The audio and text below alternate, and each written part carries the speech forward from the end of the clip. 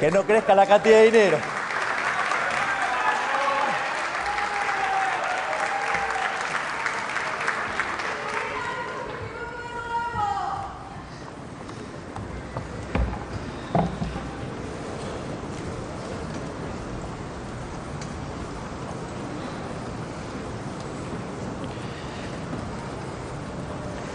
Diputados y senadores del Congreso de la Nación, gobernadores, ministros de la Corte Suprema de Justicia, embajadores, estimados miembros del Gabinete Nacional y a todos los argentinos que nos están escuchando desde sus hogares, buenas noches.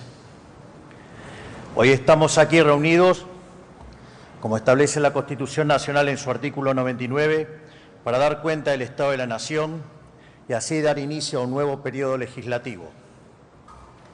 Debo decir que miro hacia atrás a lo que fue nuestro primer discurso del Estado de la Nación e indudablemente podemos afirmar que hoy el país es radicalmente distinto a lo que era hace tan solo un año.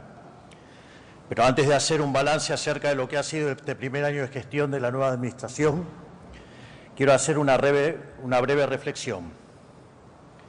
Probablemente la sociedad argentina sea una de las más familiarizadas con la frustración política de la historia moderna. Para sintetizar esta idea en un número impalpable, somos un país en donde la pobreza se multiplicó por 10 entre 1974 y fines de 2023. Para tener una idea, desde la década del 70 hasta acá, el mundo bajó la pobreza del 50% al 10%. Y nosotros del 5 la llevamos al 50, una verdadera aberración fruto de la casta política.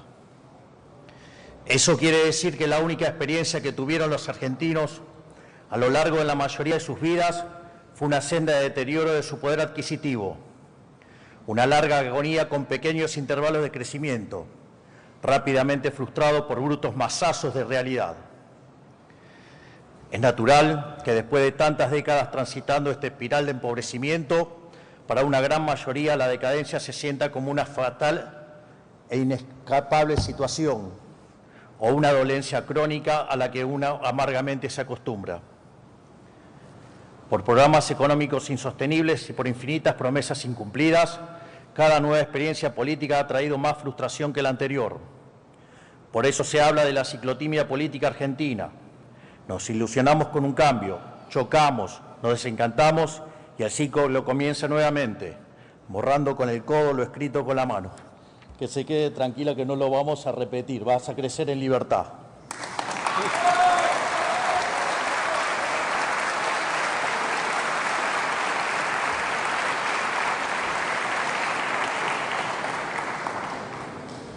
No es casualidad que escuchemos constantemente, no te ilusiones, es en vano, o Argentina siempre va a defraudar.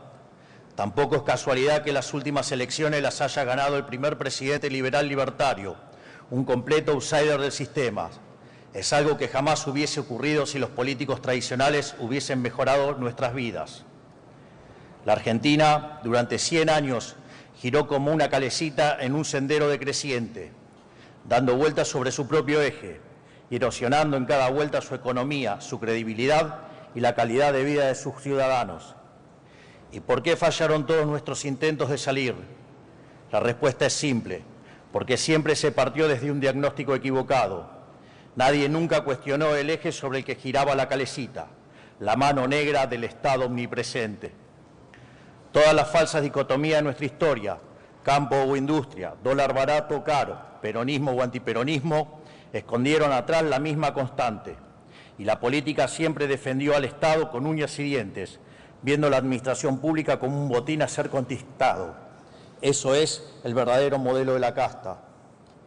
Entonces, ¿cómo íbamos a tener distintos resultados si en lugar de cambiar la receta estábamos solamente cambiando el cocinero? Nuestra receta es clara y concisa. Venimos a romper la calecita, quitarle la manija al sortijero y trazar un horizonte de progreso hacia adelante con cambios profundos que atacan la raíz de nuestros males. Para ello, tomamos el toro por las astas, proponiéndonos resolver los problemas de fondo. Por eso nos encomendamos recuperar la racionalidad económica, achicar el Estado, devolverle la libertad a la sociedad, restablecer el imperio de la ley y borrar los privilegios que la política acumuló a lo largo de los años. De esta manera, pasamos de heredar 15 puntos de déficit fiscal consolidado entre el Tesoro y el Banco Central a tener durante nuestro primer año superávit financiero libre de default, algo que no había ocurrido en los últimos 123 años.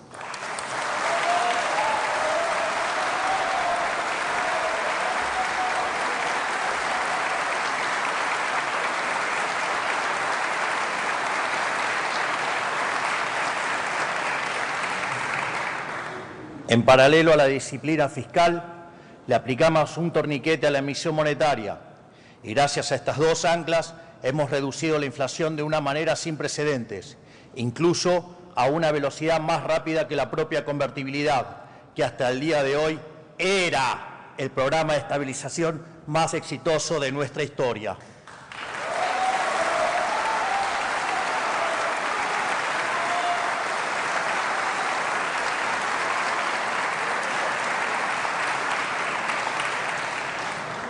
Hoy nosotros podemos hacer alarde, sin lugar a dudas, de que nuestro programa económico es el más exitoso hasta la fecha. Solo para ejemplificar con números, el índice de inflación mayorista cuando asumimos que anualizado daba 17.000%, mientras que el mismo índice anualizado para el último registro fue de 19% anual. Y esto lo logramos sin confiscación tipo Plan Bonex, sin controles de precios, sin fijar el tipo de cambio y con recomposición tarifaria, algo que nunca se hizo en Argentina.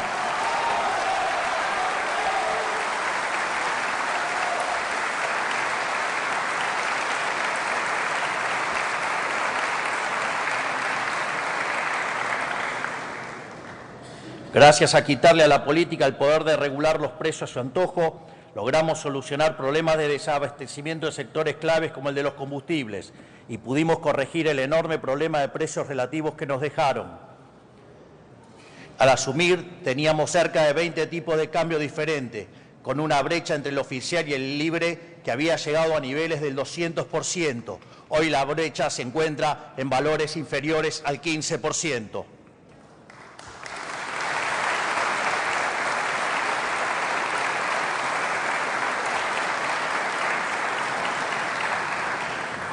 Pasamos de una economía donde las cuotas habían dejado de existir a una economía donde existen créditos hipotecarios a 30 años. Es decir, pasamos de hablar de hiperinflación a hablar de estabilidad a largo plazo.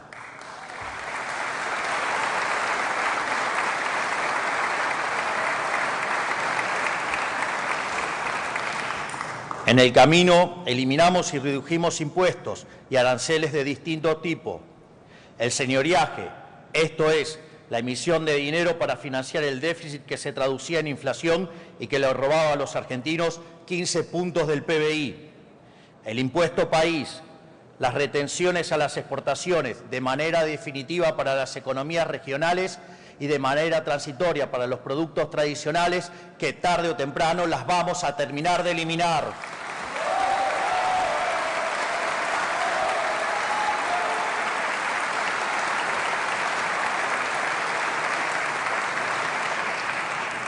También eliminamos el impuesto a las transferencias inmuebles, actualizamos los montos de ganancia para autónomos, actualizamos los montos del monotributo, redujimos bienes personales y realizamos el blanqueo de capitales más exitoso de la historia, pese a que los agoreros decían que iba a ser un fracaso.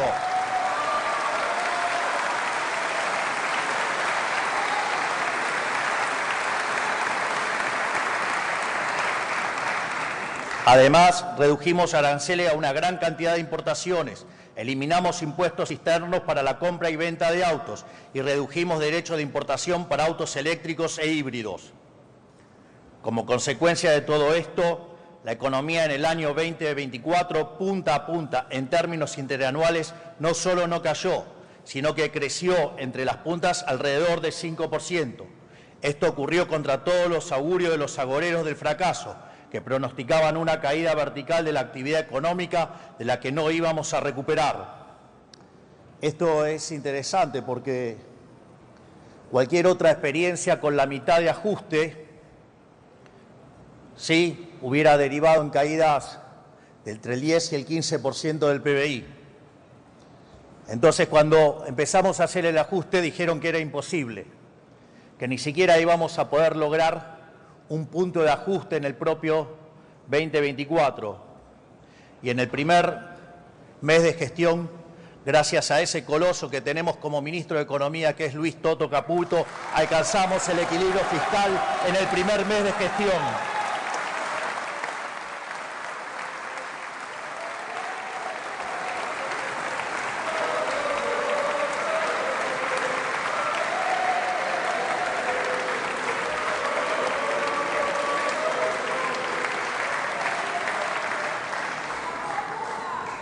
Después dijeron que era transitorio, que no lo íbamos a poder sostener.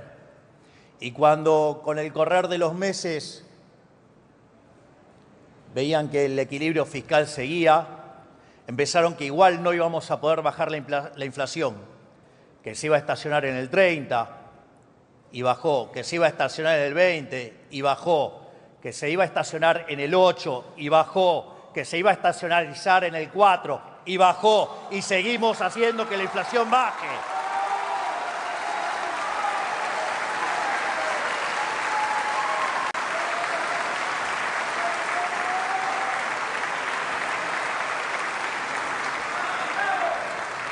Entonces, cuando ya era evidente que la inflación había entrado en un sendero decreciente, empezaron con las acusaciones del keynesianismo berreta, diciendo que nos íbamos a hundir y que la actividad económica se iba a desmoronar y que iba a explotar la pobreza.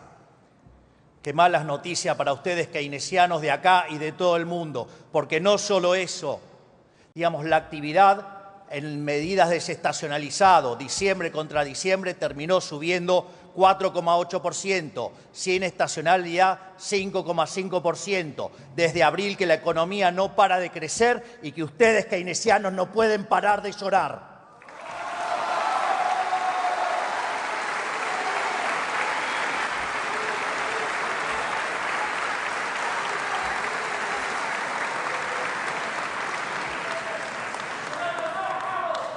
Cuando hablaban de caídas sin final, de la L y de la pipita de Nike suave, fue en B corta, aunque les duela a los del Frente para la Victoria, no sé cómo se llamen ahora, la Unión por la Plata, no sé.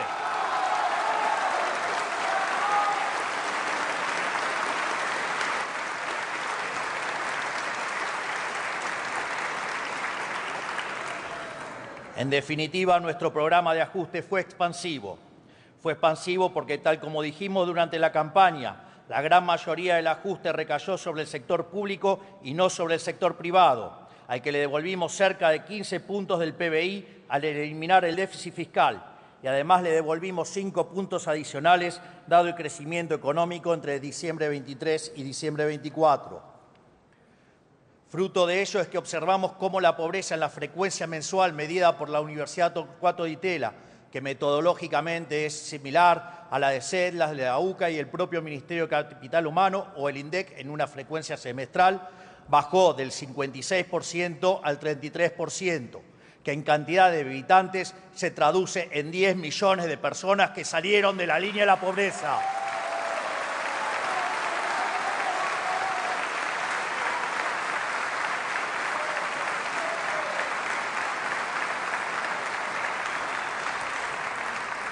En definitiva, ajustar a la política no solo no es recesivo, es expansivo y elimina la pobreza. ¿Quieren terminar con la pobreza? ¡Terminen con el curro de la política!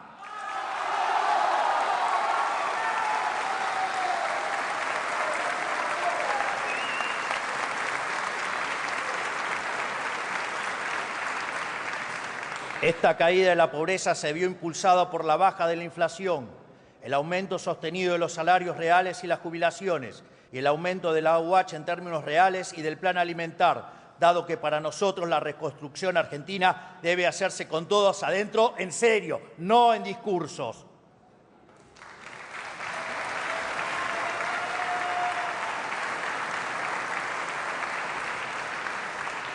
Porque aunque aunque necesitar de la asistencia social sea una tragedia, es necesario señalar que los que fueron relegados durante décadas son las víctimas del sistema y no los victimarios. Por eso el ajuste cayó y seguirá cayendo sobre la casta y nunca sobre los sectores más vulnerables. Pero ninguno de estos éxitos en materia económica fueron casualidad, sino consecuencia de que Argentina pasó de ser el peor alumno de la clase a ser el abanderado. De hecho, Argentina es hoy uno de los 5 países del mundo que actualmente goza de superávit financiero.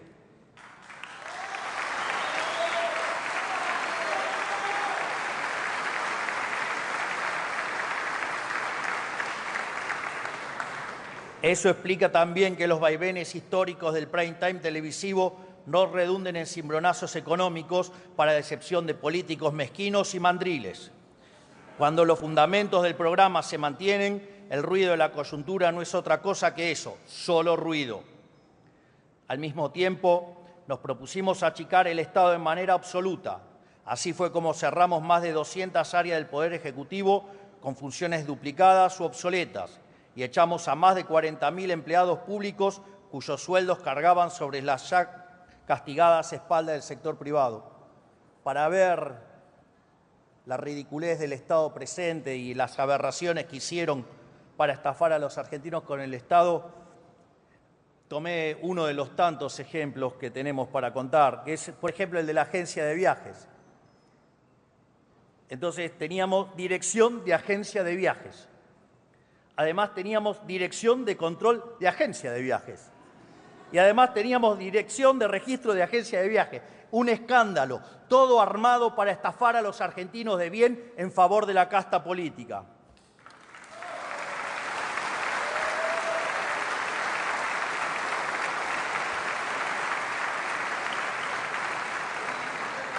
También eliminamos decenas de fondos fiduciarios que la política usaba discrecionalmente a su antojo. Eliminamos cajas de militancia como el INCA, el INADI, el Ministerio de la Mujer y TELAM.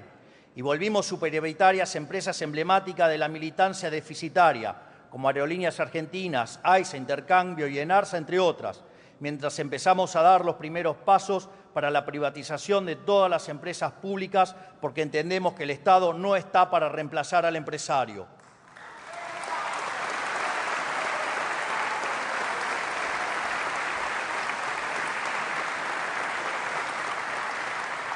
Además, eliminamos la obra pública, que era uno de los curros más grandes de la política. Y aquí también quiero dejar en claro una de las grandes falacias y mentiras de la política para con la gente, cuando dicen esa mentira de que la obra pública genera trabajo. Le digo a los argentinos de bien que eso es falso. Es falso. Porque las obras públicas hay que financiarlas y se financian con impuestos, ya sea impuestos explícitos o con emisión monetaria que deriva después en el impuesto inflacionario o con deuda, esa inmoralidad que castiga a las generaciones futuras.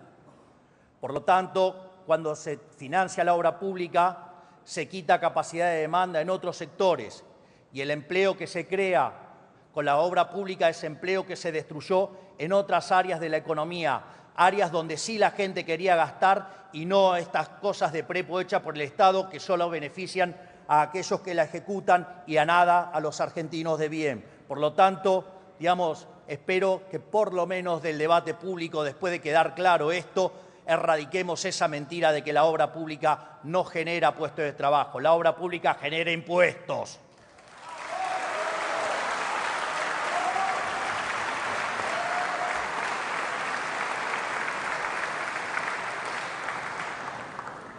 También eliminamos por completo la publicidad oficial, instrumento del que se valía la casta para opinar políticamente y difundir sus mentiras en los medios. Fuimos los únicos en eliminar la pauta oficial. Nosotros no necesitamos sobornar a los medios. Nosotros tenemos logros. No necesitamos periodistas mentirosos pagados por el erario público.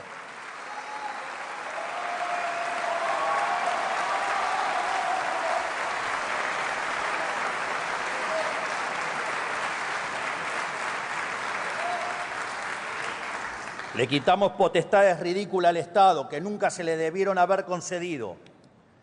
Durante nuestro primer año de gestión, entre el DNU 7023, la ley base y el proceso de regulación más grande de la historia, hemos concentrado alrededor y concretado 1.700 reformas estructurales, eliminando regulaciones que cercenaban libertades comerciales y económicas y le ponían palos en la rueda al gran motor productivo de nuestro país, que es el sector privado.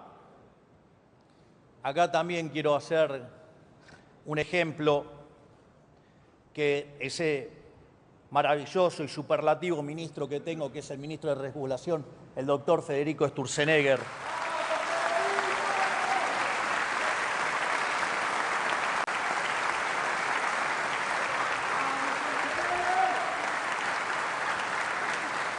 Es más, dada las costumbres de una parte de la clase política, hemos decidido hacer el ejemplo en términos cuánto pesaba el papel. Entonces, por ejemplo, en el caso de las regulaciones para las frutas, las regulaciones que teníamos pesaban 1.600 gramos. Hoy, con el accionar de Federico Sturzenegger, esas regulaciones han caído a 80 gramos, es decir, cayeron en un 95%.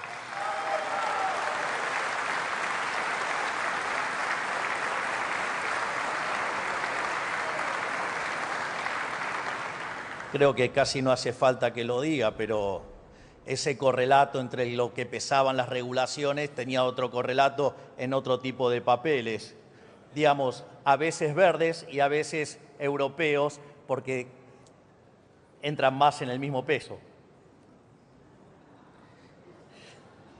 Gracias a ello logramos desregular 30 mercados que hoy son más libres, como por ejemplo el transporte aerocomercial, que el mes pasado tuvo un récord histórico, con más de 4,5 millones de pasajeros transportados, superando en demasía el anterior registro que fue en el año 2019, la revolución de los aviones, pero recargada. Quizás el ejemplo más emblemático de nuestro modelo sea el mercado inmobiliario. Gracias a que eliminamos la ley infame y difunta ley de alquileres, se multiplicaron exponencialmente los alquileres publicados y el costo del alquiler bajó hasta un 30% en términos reales.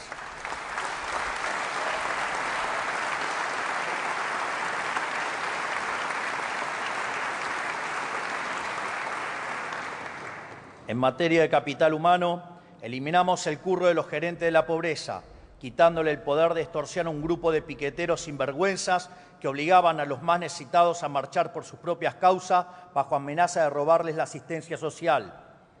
Gracias a esto logramos bajar la cantidad de piquetes en la calle y rutas de más de 8.200 a 0. Sí, escucharon bien, en 2023 tuvimos más de 30 piquetes por día hábil y ahora hace más de 10 meses que no hay un solo piquete en la calle de todo el país.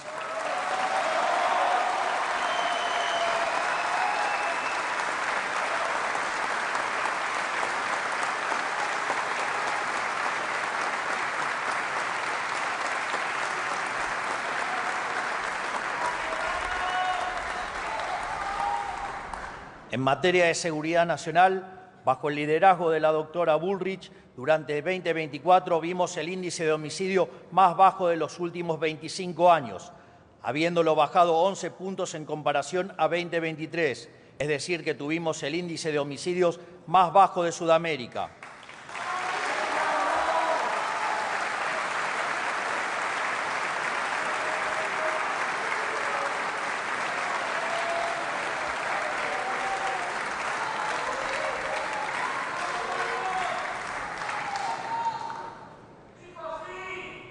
En Rosario, una ciudad que estaba completamente atormentada por el narcotráfico, gracias al Plan Bandera encabezado por la ministra, vimos el índice de criminalidad más bajo desde 2006, con menos de 100 crímenes registrados. En definitiva, gracias, ministra Bullrich, por devolvernos el orden y la paz y la seguridad a los argentinos de bien, para que sea un infierno para los delincuentes.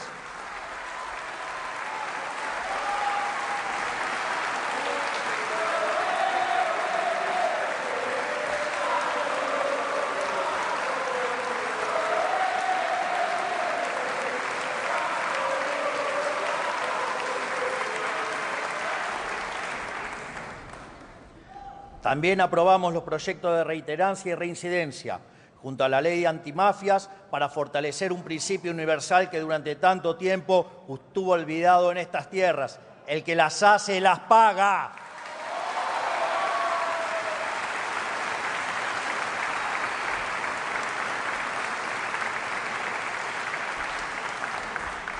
En materia judicial, implementamos el sistema acusatorio en 12 provincias, la mitad del país, que permitió lograr condenar por narcotráfico en tan solo un mes cuando antes tardaban más de 3 años. A su vez, estamos impulsando el juicio por jurados, una de las reformas que nos debíamos desde la fundación del país para que la vida, la libertad y la propiedad de los argentinos dependan en última instancia de la decisión de sus conciudadanos y no de un juez, eliminando así el último vestigio de poder monárquico en la justicia.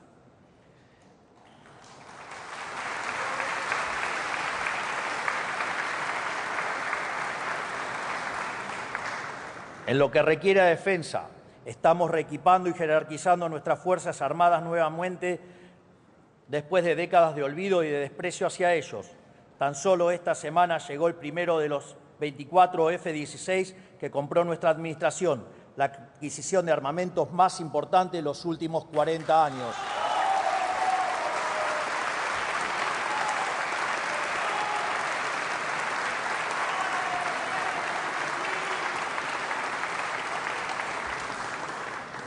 En política exterior, pasamos de ser un hazmerreír a nivel global, aliado de los países con peor performance del concierto de las naciones, como Cuba y Venezuela, a ser un protagonista inesperado.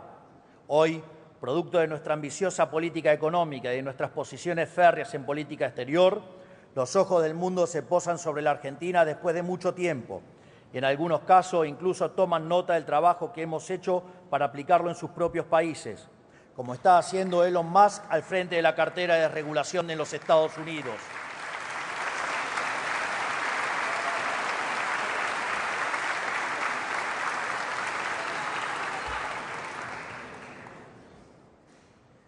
No es menor lo de Elon con la motosierra. La motosierra hoy es un símbolo de cambio de época y el inicio de una nueva era dorada para la humanidad, pero esta vez, en vez de ir a contramano del mundo, Argentina está a la vanguardia del mundo.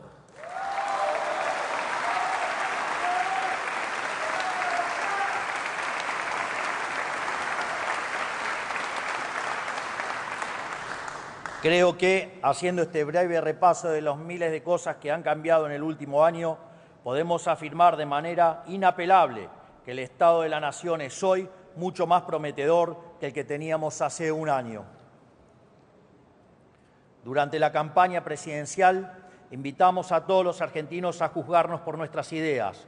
Hoy, habiendo transitado poco más de nuestro primer año, lo invitamos a juzgarnos nuevamente, pero esta vez por nuestros resultados.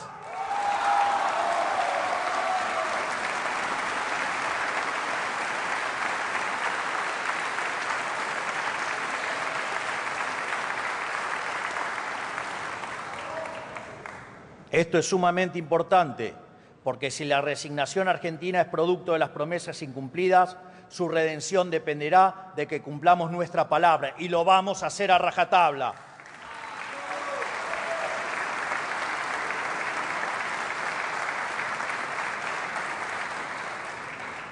En un relevamiento realizado por el secretario de Comunicación, nuestro vocero, el gran Manuel Adorni,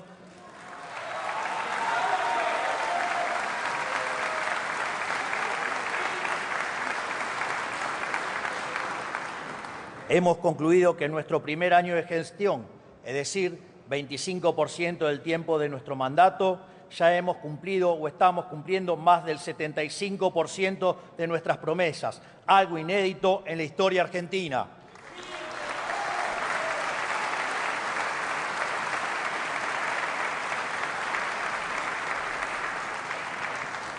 Es más, quiero hacer una nota al pie de página sobre esta afirmación, porque no es que estamos cumpliendo porque nuestro programa fuera un programa poco ambicioso. Durante toda la campaña tuvimos el acoso y el hostigamiento que decían que todo lo que proponíamos era imposible. Era súper ambicioso. Nadie creía que podíamos lograr lo que estamos logrando.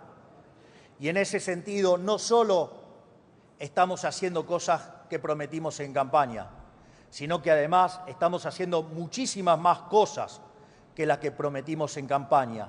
Y cuando uno hace esta corrección, llevamos cumplido el 97% de las promesas de campaña en solo un año.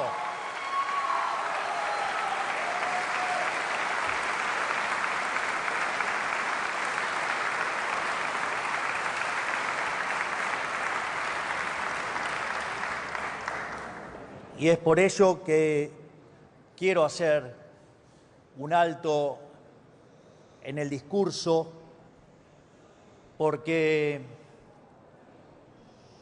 en la vida hay que ser agradecido y no hay que ser mezquino, y quiero agradecer a cada uno de mis ministros por la enorme labor que han hecho cada uno de ellos durante este año.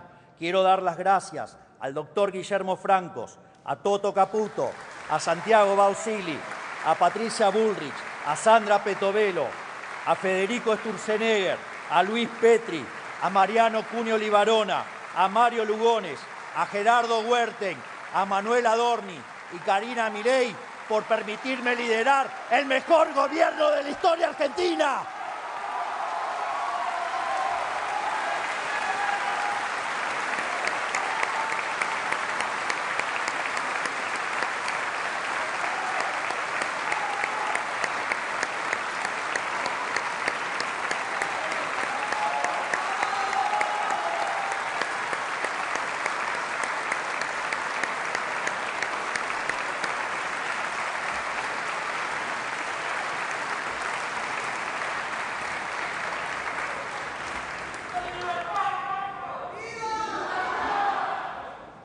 Así, antes de nosotros, gracias al modelo empobrecedor de la casta, la Argentina estaba rendida. Era un pordiosero pidiendo limosna al que nadie quería darle ni 3 centavos. Y cada argentino vivía en la angustia permanente de que el valor de su dinero se le fumara de la mano. Hoy, a todas luces, estamos viviendo una nueva realidad, bien distinta a la que veníamos hace un año. La estabilidad económica que estamos conquistando no significa que hemos llegado a puerto, pero sí que estamos cada día un poco mejor, como ya se viene comprobando con la sostenida recuperación salarial de los últimos 9 meses. Tampoco significa que no vaya a haber volatilidad. La vida no funciona de esa manera, no es un movimiento rectilíneo y uniforme. Siempre hay altos y bajos, momentos de tensión y momentos de tranquilidad. Así ha ocurrido con el proceso de desinflación. Y así ocurrirá con el proceso de crecimiento. Pero lo que importa no es una foto, sino la tendencia. Y de la misma forma que la inflación tenderá a cero, el PBI per cápita tenderá a crecer de modo sostenido en el tiempo. Aquí quiero mencionar un trabajo de un colega economista, que se llama Juan Pablo Nicolini, que es de la Universidad de Itela y que además trabaja en la Reserva Federal. Y en un trabajo que hizo sobre política fiscal y crecimiento económico, demuestra que alcanzar el equilibrio en la línea financiera, como lo hace Argentina, implica que Argentina tiene por delante una tasa de crecimiento sostenido del PBI per cápita del 4,5%.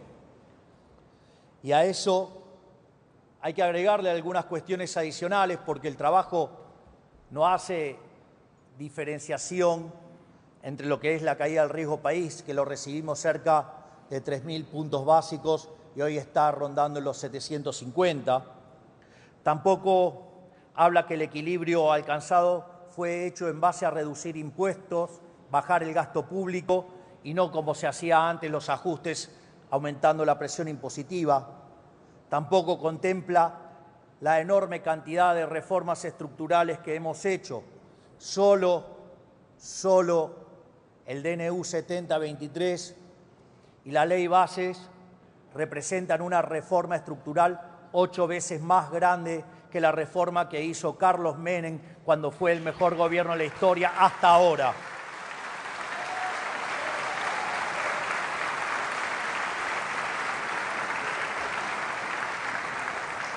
Imagínense si además sumamos las 900 regulaciones que Federico Sturzenegger eliminó en el camino, si sumamos el RIGI y si asumimos también, digamos, que estamos terminando con la distorsión que genera la inflación.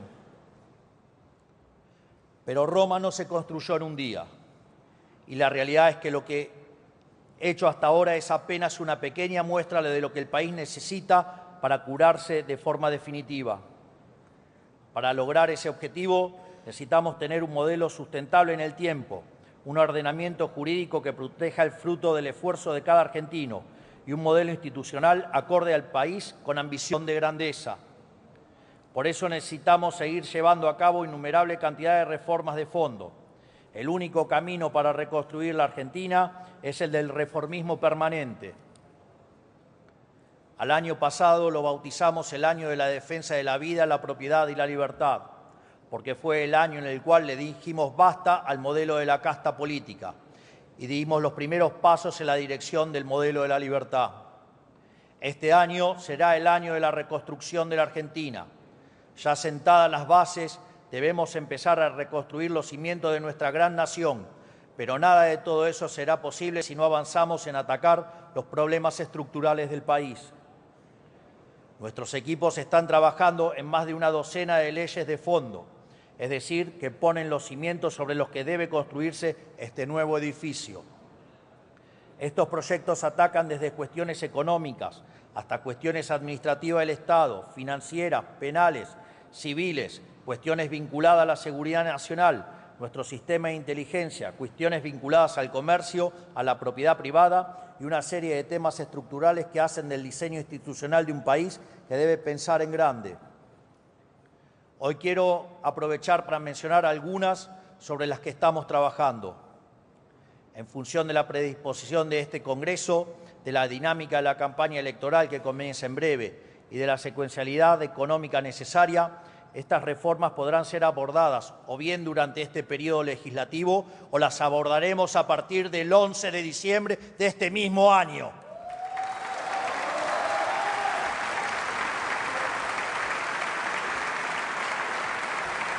Imagino que esta zona se va a poner un poquito más violeta.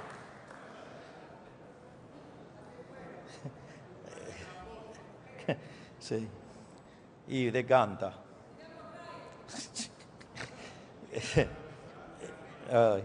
Si queremos verdaderamente ser una potencia, la primera asignatura sobre la que debemos avanzar es en desterrar la inflación para siempre, que ya no dependa de que venga una persona con la convicción de hacer lo correcto, sino en convertir en ley una verdad incuestionable de la economía argentina. El déficit fiscal es la madre de todos los males de la historia del país.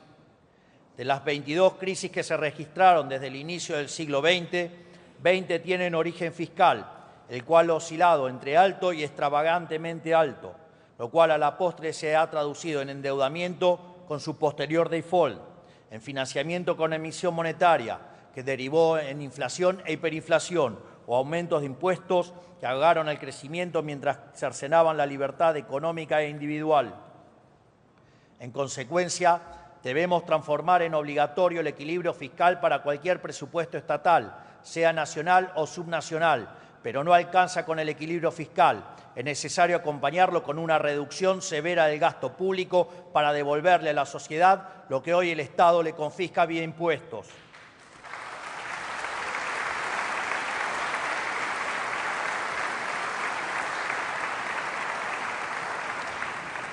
Por eso debemos establecer también una meta fiscal para que en el 2027 el gasto público consolidado de Argentina sea de 25 puntos del PBI como máximo, tal como nos comprometimos todos en el Pacto de Mayo, donde tanto el Estado Nacional como las provincias y los municipios tendrán que cumplir su parte.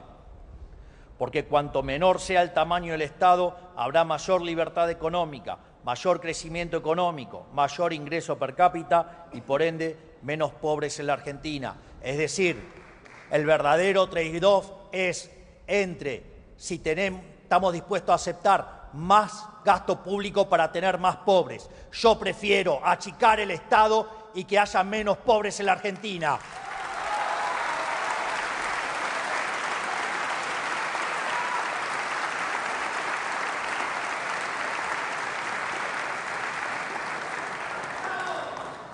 Es necesario seguir pasando la motosierra profunda por el Estado para remover capas geológicas de gasto injustificado y achicar el Estado en serio. La motosierra no es solo un programa de gobierno, es una política de Estado que seguirá durante años y no parará hasta que no encuentre el final del Estado en el largo plazo.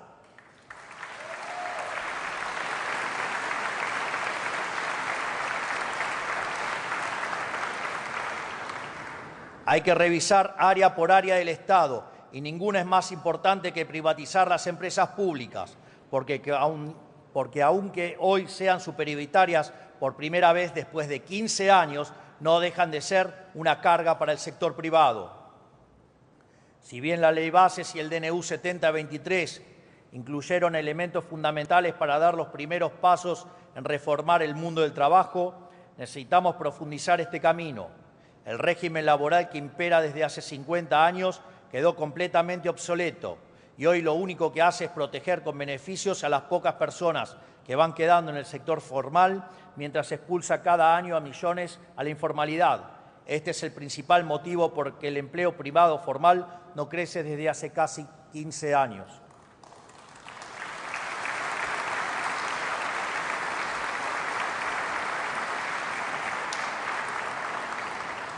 En este sentido, solo con un mercado laboral dinámico que genere empleo formal podremos aspirar a tener el sistema previsional sustentable que décadas de desmanejo arruinaron.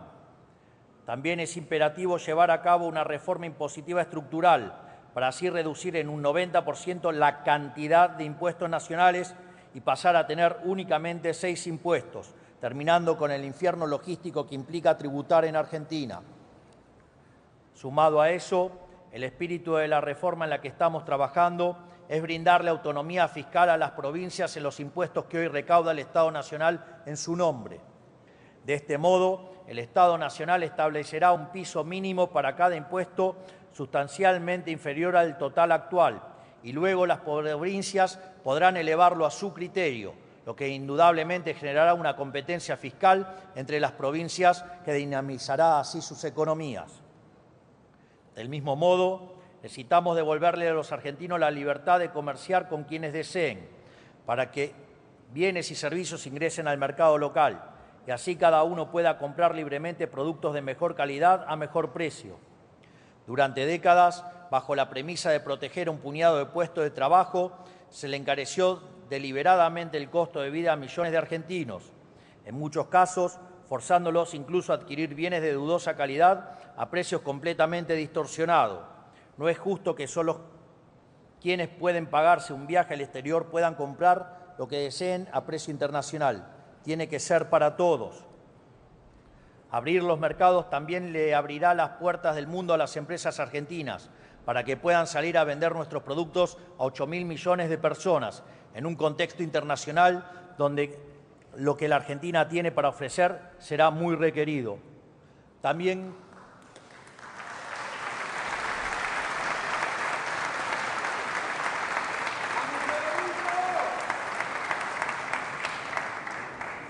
quiero acá terminar con otra falacia con la que nos han estado mintiendo por casi 100 años y que es el tema de la industria infante, un infante que por lo menos tiene 90 años ya, o digamos de proteger la industria X porque genera puestos de trabajo. Esa también es otra mentira. Porque si en el proceso de apertura de la economía ingresa un producto de mejor calidad a un mejor precio y quiebra una empresa, también es cierto que los consumidores ahora tienen más dinero en su bolsillo y los pueden gastar en otros sectores de la economía.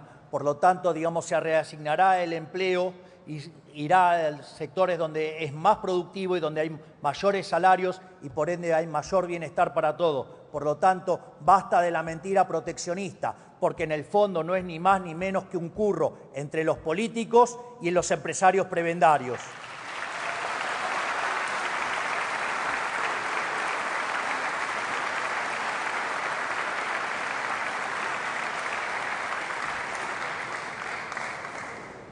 El primer paso en este sendero es la oportunidad histórica que tenemos para entablar un acuerdo comercial con Estados Unidos.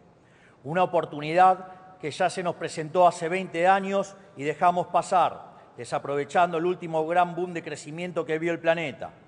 Pero para aprovechar esta oportunidad histórica que se nos vuelve a presentar, es necesario estar dispuesto a flexibilizar o incluso, llegando el caso, a salir del Mercosur, que lo único que logró desde su creación es enriquecer a los grandes industriales brasileros a costa de empobrecer a los argentinos.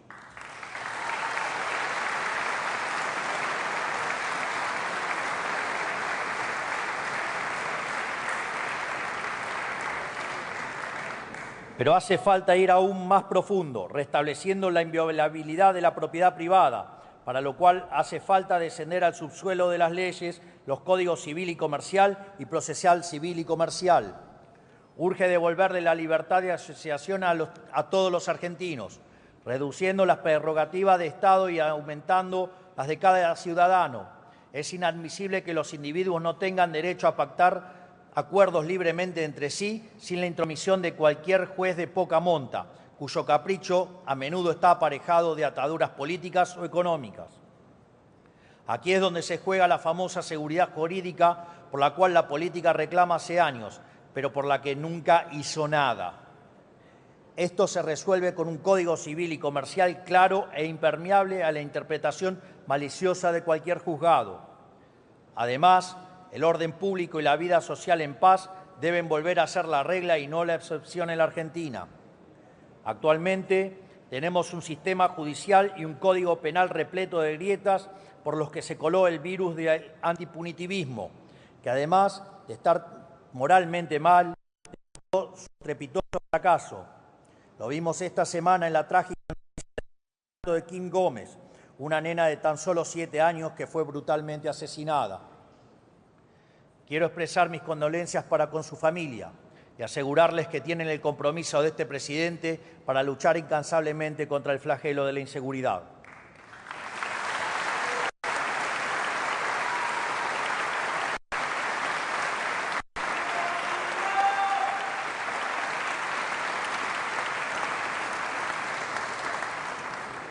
Además, aprovecho para decirle al gobernador Kicillof que mientras siga sosteniendo que los delincuentes, los asesinos y los violadores son víctimas del sistema, en línea con el wokismo jurídico de Zaffaroni, no solo no tenemos nada para conversar, sino que además quiero decirle que jamás resolverá el gravísimo problema de inseguridad de la provincia, ya que ser tolerante con los delincuentes es castigar a las personas de bien.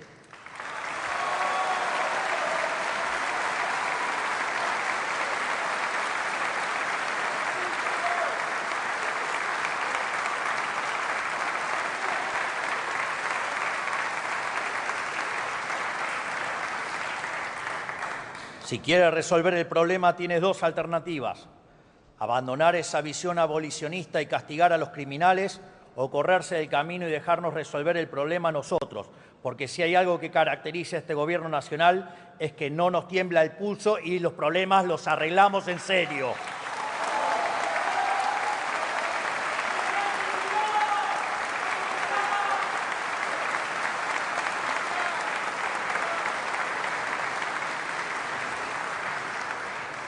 Durante demasiado tiempo la política le dijo a los argentinos que no iba a castigar el delito, que los delincuentes eran víctimas de un sistema injusto y que por lo tanto no eran responsables de sus acciones. Lo único que lograron fue que para muchos delincuentes delinquir ya no tuviera costos. Lo sufren los bonaerenses todos los días. Pues bien, con los proyectos de reiterancia y reincidencia del Gobierno aprobado por este Congreso, terminaremos finalmente con la puerta giratoria en la Argentina.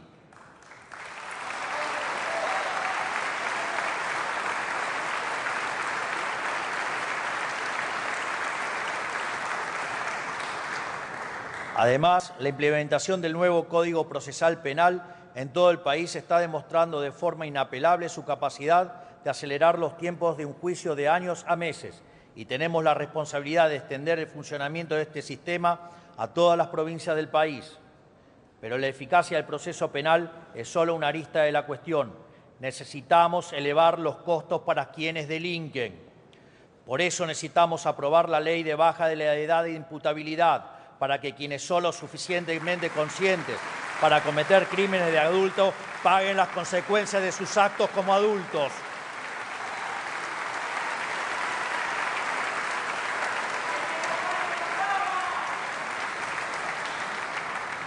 Pero lamentablemente llegará tarde, porque hoy uno de los asesinos de Kim tiene 14 años y goza de ser inimputable. No se lo puede juzgar, y el otro criminal cometió delitos siendo menor de 16 años, lo cual significa que con nuestra ley de imputabilidad no hubiera estado libre en un principio. Necesitamos bajar la edad de imputabilidad, y no solo eso, necesitamos también agravar todas las penas del Código Penal. Sí, todas las penas del Código Penal.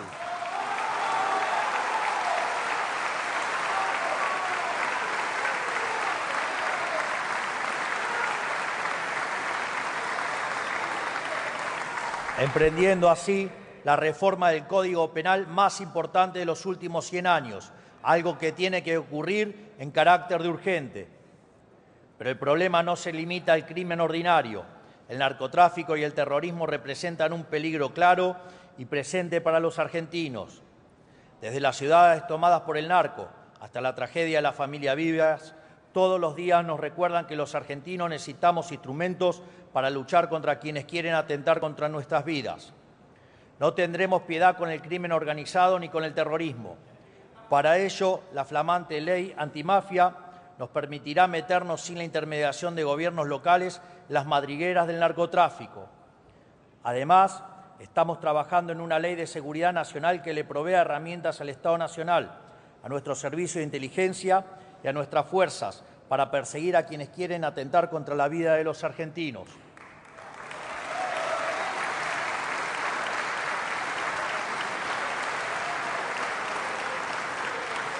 Para concluir, no podremos resolver la crisis de delincuencia en nuestro país sin una justicia independiente pero efectiva. Y la justicia no va a funcionar correctamente hasta que la política se decida a dejar de politizar los nombramientos de los jueces, fiscales y defensores públicos. En esa línea, nosotros tenemos la intención de avanzar en el envío de los pliegos de todos los cargos vacantes de la justicia federal, incluidos el Procurador General, el Defensor General, el Defensor del Pueblo, todos los juzgados federales, todas las fiscalías y todos los defensores públicos que hoy faltan designar, que son alrededor del 40% de los magistrados de la justicia federal.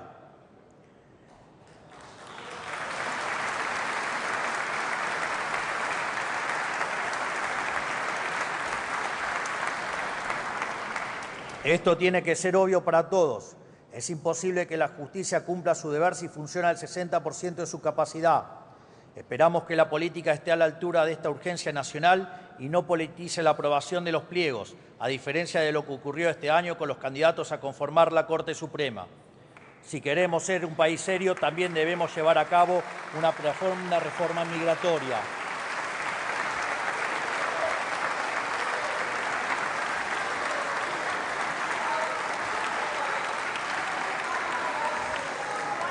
Léela, Manes, te va a hacer bien. Supuestamente vos entendés cómo funciona el cerebro y parece que no aprendiste nada. Léela bien.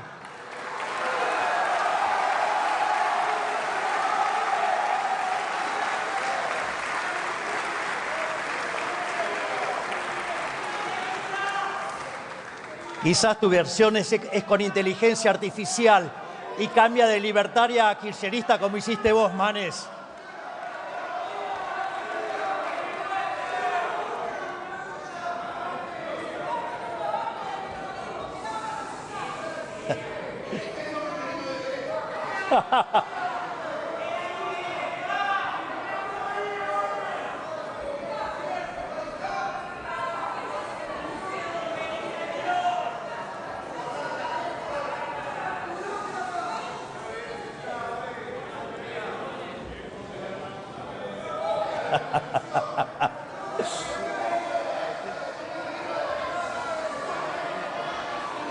Manes, te falta mucha teoría política. No podés confundir Les colectivistas pido silencio, por con favor, libertarios, mientras habla el por favor. presidente de la Nación. Muchas gracias.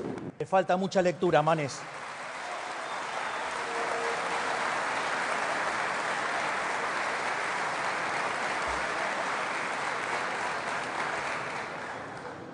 Nuestra nación ha sido generosa con los inmigrantes, pero otra cosa distinta es ser tomado de tontos por nuestros vecinos o ser un centro de beneficiario pagado por el bolsillo de los argentinos. Queremos que aquellos extranjeros que estén de forma transitoria o temporaria en nuestro país tengan que pagar los servicios que utilizan.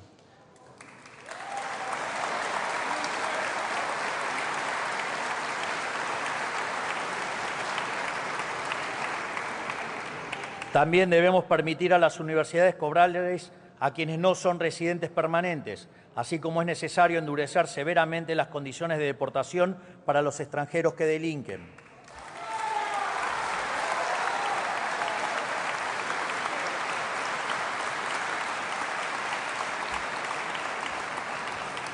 Es lo que hace cualquier país que se hace valer, y si esto necesita algún tipo de justificación es porque a lo largo del último siglo se ha vuelto costumbre la falta de respeto al pagador de impuestos. Por otra parte, tenemos que recuperar el imperio de la igualdad ante la ley, terminando con este sistema de cupos de distinto tipo que impone desde a quién emplear hasta a quién votar. Hemos llegado al punto en el que hay cupos hasta para emplear gente en medios de comunicación o para la programación de artistas en un festival, con la supuesta justificación de proteger a ciertos grupos percibidos como oprimidos.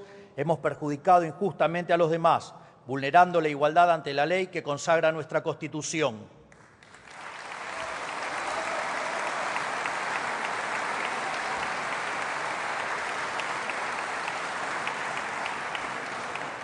Tenemos que recuperar una verdad básica de la democracia liberal, que es el límite de los derechos de uno son los derechos del prójimo.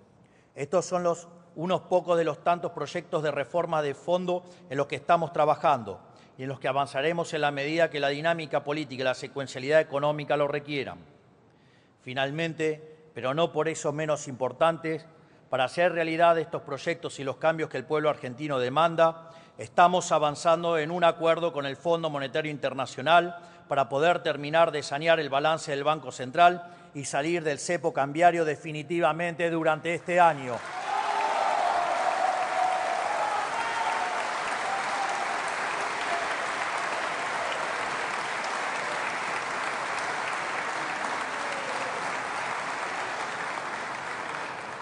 Llevamos décadas con la mochila de déficit fiscal y endeudamiento, que se agravó porque durante toda la historia argentina, en lugar de enfrentar el problema fiscal, los distintos gobiernos eligieron endeudarse, ya sea con el mercado, con organismos multilaterales de crédito o con el propio Banco Central a cambio de emisión de dinero.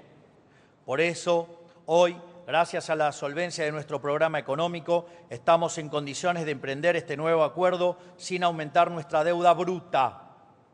Para que se entienda la dimensión del problema monetario que arrastramos desde el inicio de nuestra gestión y para que se entienda también que estamos buscando con este nuevo acuerdo, es importante describir brevemente el problema. El Banco Central, como todo agente de la economía, tiene un balance patrimonial, cuya identidad contable señala que el patrimonio neto del mismo viene dado por la diferencia entre sus activos y pasivos. En cuanto a los activos del Banco Central, los mismos se componen de reservas internacionales y títulos públicos emitidos por el Gobierno Nacional. En cuanto al pasivo, en el mismo se encuentra la base monetaria, esto es, el dinero emitido que está en manos de los ciudadanos y los bancos en formato de encaje, y la deuda remunerado, lo que antes se llamaba LEVAX, luego LELIX, después PASES. En este sentido, cuando suben los pasivos del Banco Central, ya sea por emisión de pesos contra títulos públicos que no tienen mercado, es decir, emisión espuria, o por el devengamiento de intereses de los PASES, el patrimonio del Banco Central se deteriora. De este modo, en la medida que el patrimonio neto se hace cada vez más negativo, se necesita mayor nivel de precios para licuar las deudas del Banco Central, tal que se ajuste al tamaño real de los activos del mismo. En este sentido, en la medida que el Tesoro se financia colocando títulos sin valor en el Banco Central, el nivel de precios de largo plazo es más alto y con ello mayor la tasa de inflación en el presente. Desde esta perspectiva, entonces, es muy simple explicar por qué desde la salida de la convertibilidad el precio del dólar se multiplicó por 1.200 veces. En primer lugar, por la estafa descomunal de la especificación asimétrica, lo cual implicó que la política se robó 14.000 millones de dólares que respaldaban la base en el 2001 y que a dinero de hoy, ajustado por la inflación americana, son 30.000 millones de dólares. Es decir, con la especificación asimétrica, ese chiste, digamos, tan impulsado alegremente y bancado por Clarín, que después, bueno, tuvo su ley, digamos, de medios para que no quiebre, digamos, ahí le robaron a los argentinos 30.000 millones de dólares.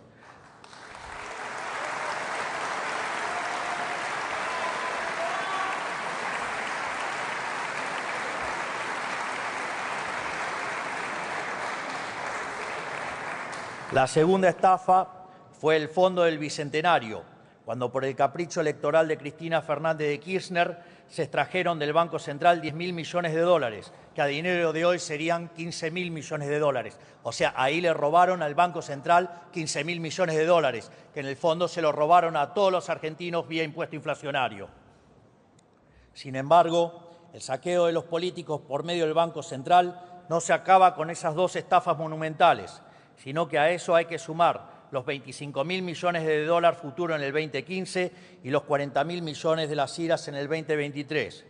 Esto significa que en los últimos 25 años la política vía el Banco Central le robó a los argentinos 110.000 millones de dólares. Vengan ahora a hablar de estafa piramidal, dale.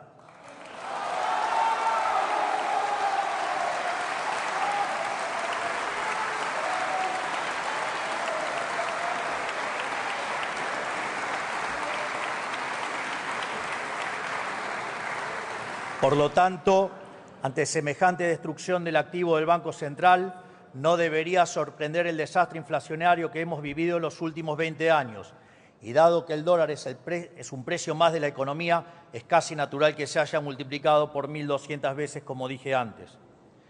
En función de ello, nosotros hemos cortado con el déficit fiscal y el cuasifiscal, por lo que el BCRA ya no volvió a estafar a los argentinos con emisión de dinero, ni para el Tesoro ni para los intereses de los pasivos remunerados, ya que de hecho la base monetaria amplia permanece constante desde mediados del año pasado. Así como lo escuchan, la base monetaria amplia no crece desde mediados del año pasado.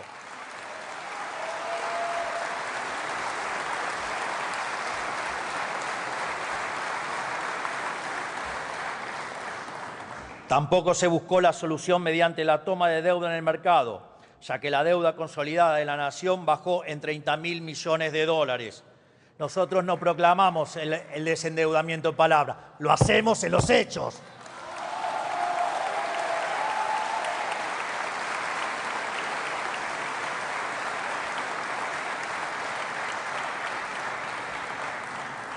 Por lo tanto, el presente acuerdo con el FMI lo que busca es restaurar el activo del Banco Central y con ello su patrimonio, para que de este modo la inflación sea solo un mal recuerdo del pasado. Así, el dinero que ingrese del FMI, el Tesoro lo utilizará para cancelar parte de su deuda con el Banco Central.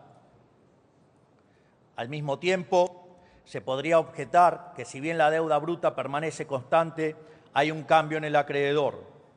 Sin embargo, este argumento implicaría aceptar que la política está dispuesta a seguir estafando a los argentinos con la inflación. Esto es, alguien podría señalar que estamos cambiando impuestos explícitos por un impuesto implícito no legislado.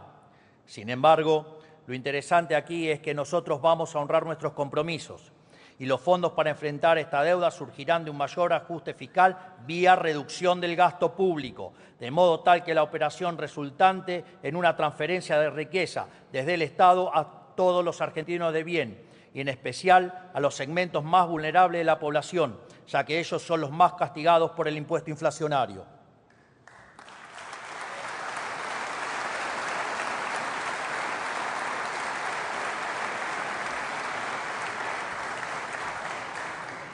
A su vez, dada la importancia estratégica que tiene este acuerdo para la Argentina, quiero anunciarles que en los próximos días le pediré al Congreso que apoye al Gobierno en este nuevo acuerdo con el Fondo Monetario Internacional.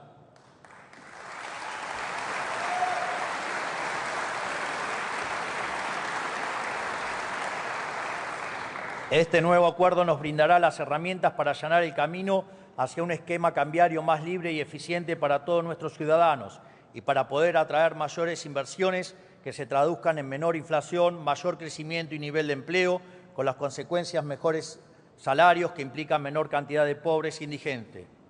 Quiero ser claro con una cosa. Nosotros vamos a resolver el problema que todos los gobiernos anteriores causaron con el déficit fiscal y su financiamiento. En consecuencia, esperamos que este Congreso adopte la misma postura que tuvieron con todos los demás, que es acompañar desde sus bancas, apoyando al Gobierno en este nuevo acuerdo. En definitiva, como verán, si bien hemos colocado los cimientos del cambio, aún tenemos que poner ladrillo sobre ladrillo para reconstruir este edificio abatido que es nuestra nación. Y dado los vientos de cambio que soplan, estamos ante una oportunidad histórica. Muchos la han calificado tal vez como nuestra última oportunidad. Como expuse aquí mismo hace exactamente un año cuando los invité a firmar el Pacto de Mayo, mi preferencia sería que abordemos esta oportunidad histórica de reconstrucción en unidad, con todos los sectores de la política y la sociedad empujando en la misma dirección. Todavía sueño con que este cambio de rumbo puede ser la oportunidad para comenzar un ciclo de unidad nacional que nos exceda como generación, como ocurrió, digamos, en la primera parte del siglo XIX, y que dentro de 100 años, cuando escriban de esta época, puedan referirse a nosotros como la generación del 20 que cambió a la Argentina.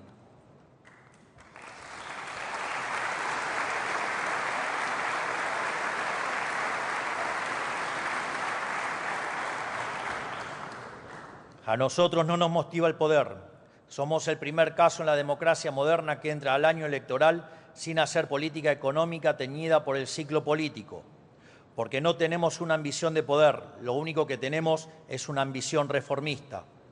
Y queremos darle la oportunidad a este Congreso para acompañarnos en el ambicioso proceso que hemos emprendido.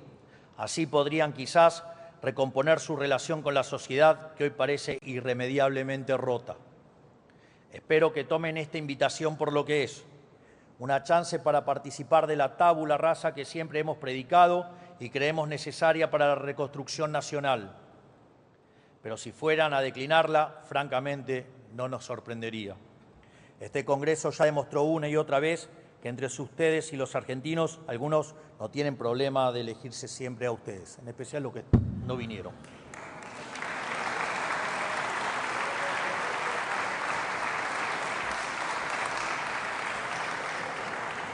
Esto es, algunos han hecho del Congreso un instrumento para defender las conquistas del Estado sobre el individuo, en vez de un instrumento para realizar los cambios profundos que el país necesita.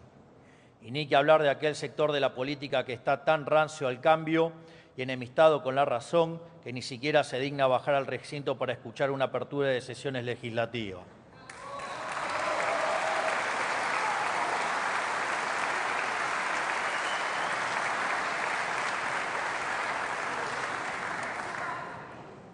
Pero si dudan aún acerca de nuestra vocación de cambio, recuerden lo que pasó el último año. Para todos y cada una de las reformas puestas en práctica nos dijeron que era imposible, pero pronto aprendieron a regañadientes que lo que nosotros nos proponemos lo cumplimos, no importa cuán empinado sea el camino ni cuántos obstáculos haya en el medio, porque para nosotros la política es el desafío de hacer posible lo que los políticos siempre dijeron que era imposible. Repito, para nosotros la política es el desafío de hacer posible lo que los políticos siempre dijeron que era imposible. Si no, miren lo que hicimos con el equilibrio fiscal.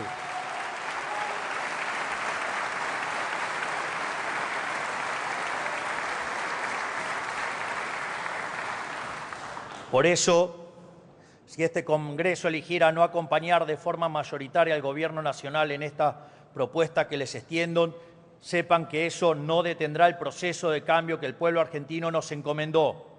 Lo vamos a hacer solo, lo vamos a hacer a nuestra manera, pero tarde o temprano lo vamos a hacer, librando la batalla que haya librar en todos los frentes para lograrlo.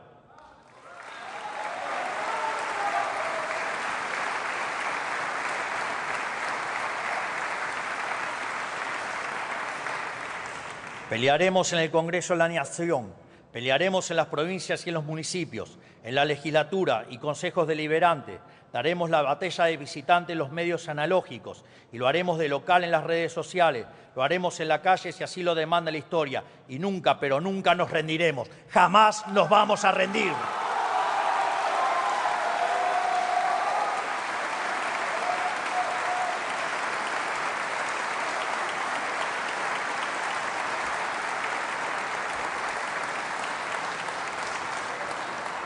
Y aunque les cueste entenderlo y se resistan, vamos a hacer a la Argentina grande nuevamente.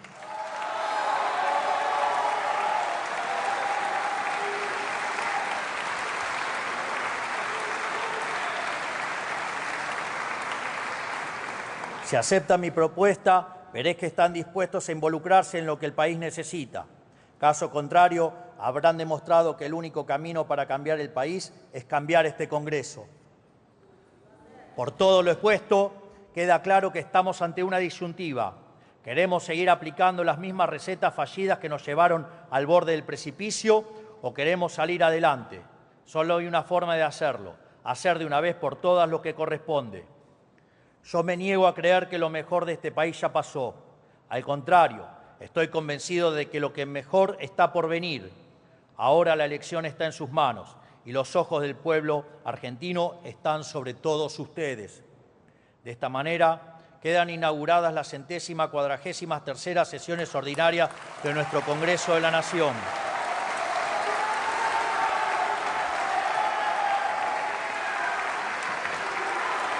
Señoras. Finalmente,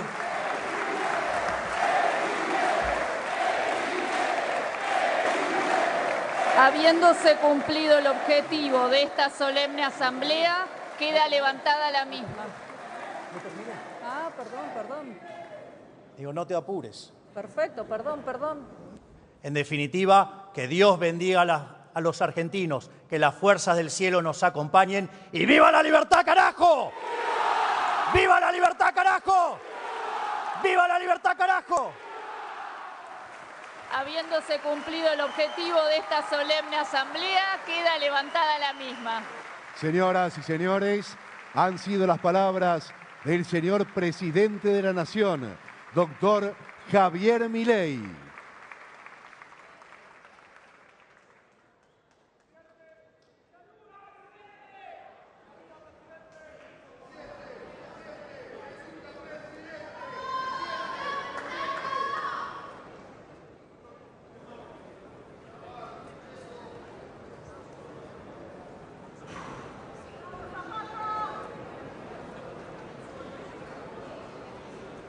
En cumplimiento de la Ley 26.522 de Servicios de Comunicación Audiovisual, hasta aquí han transmitido LRA Radio Nacional, LS82 TV Canal 7, la televisión pública, junto a todas las emisoras que integran la cadena nacional de radio y televisión de todo el país y el servicio internacional RAE, Radiodifusión Argentina al Exterior.